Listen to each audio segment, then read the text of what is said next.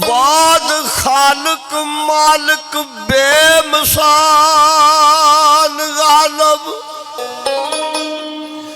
तेरे अमर दी सट थड़कदी नहीं दसे पेत परवानिया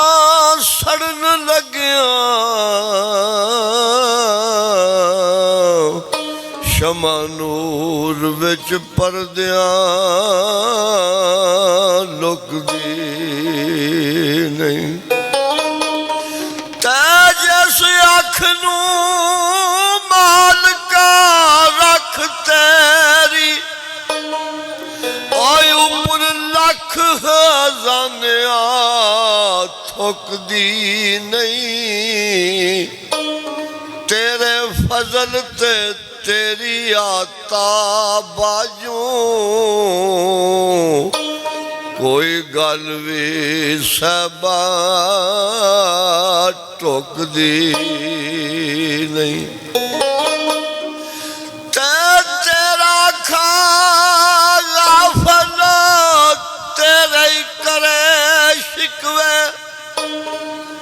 और रोजी फेर नकारे दी मुकदी नहीं तेरे इश्क दी राह विच मोए बाजू कोई गल भी सबा पुकदी नहीं ऊपर फुलां ते शबनम दे वेख कतरे एक पलक मेरी अथर सुकदी नहीं तेरी वेख कुदरत फहम वे मोया अकल फिक्र इस पार नू चुकदी नहीं ला महदूद ते बेनियाज दायम बंदा मुक जांदा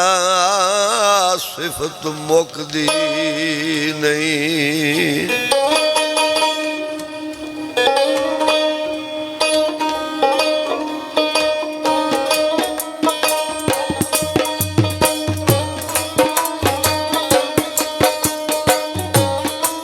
तेरी सिफत की करा मैं या मौला